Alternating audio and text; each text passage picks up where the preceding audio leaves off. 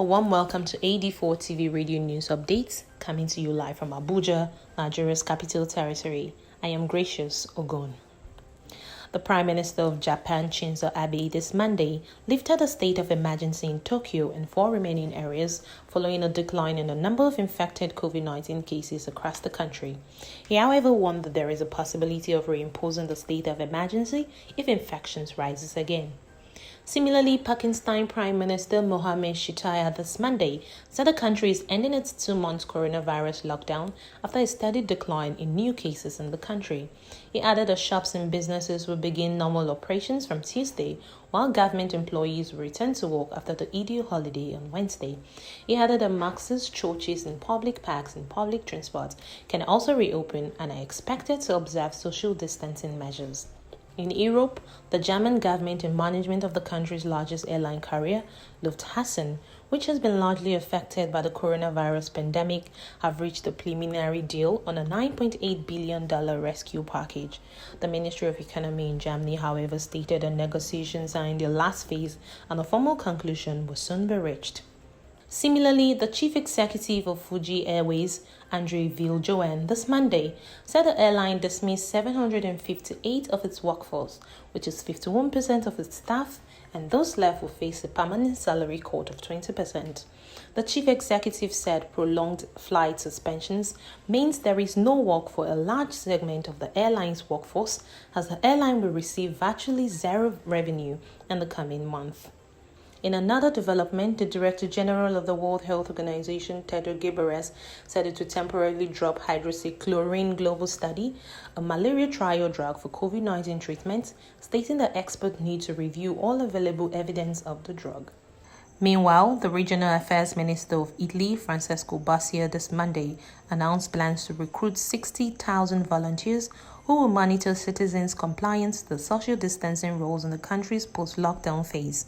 The minister said the volunteers will be called civic assistants and will be dressed in blue vests and armed with the strength of persecution, reason, and smiles. We'll take a short break now. When we return, kindergarten pupil tests positive for COVID-19.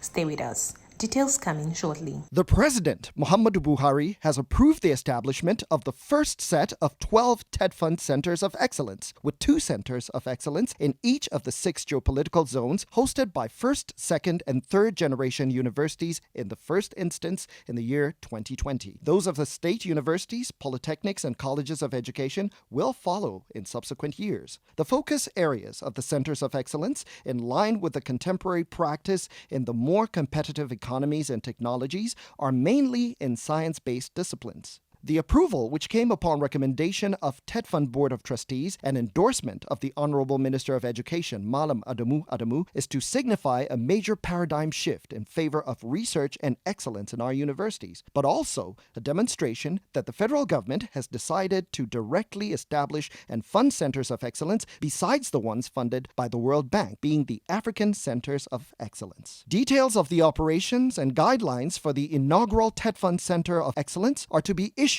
by the fund. Signed, Buhari Mikailu, Director, Physical Infrastructure Development, for the Executive Secretary. You're welcome back. You're watching AD4 TV Radio News Updates.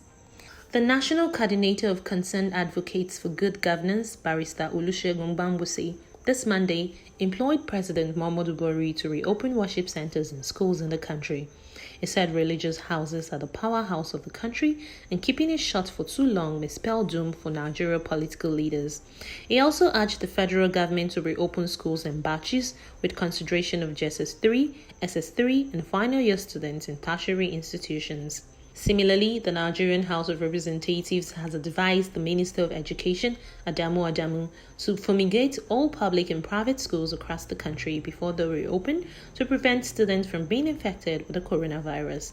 They also advised the students across the country be sensitized on the ways to protect themselves from getting infected by the virus. In a related development, the Seoul Education Office in South Korea this Monday announced that a kindergarten pupil in Seoul has been infected with a novel coronavirus just 2 days ahead of the planned second phase resumption of schools, including kindergartens in the city. The development has led to the shutdown of several education institutes in Gansu ward, where the young patient lives. And in Nigeria, the chairperson of the Borno State Emergency Management Agency, Hajia Yabawa Kolum, this Monday confirmed that the Mono Garage internally displaced persons camp has been gutted by fire, destroying 1,613 makeshift shelters. A 48-year-old man in Ondo State, Nigeria, Femi Onifade, has been handed over to officials of the Nigeria Security and Civil Defense Corps by the Deji of Akure Oba Alade Toyinbo Owolade Alade Lucy Odudu II for the filing his two daughters, aged 6 and 9. The Nigeria Security and Civil Defense Corps spokesman Olufemi Omole said the suspect, who initially denied the allegations, blamed these actions on his wife's long-term absence. That's it on AD4 TV Radio News Updates, coming to you live from Abuja, Nigeria's capital. You can join the conversation on our website at www.ad4tvradio.com. Please follow us on our social media platforms at AD4TV Radio, Facebook, Twitter, LinkedIn, and Instagram. Please subscribe to our YouTube channel at AD4TV Radio. Many thanks for watching. I am Gracious Ogun.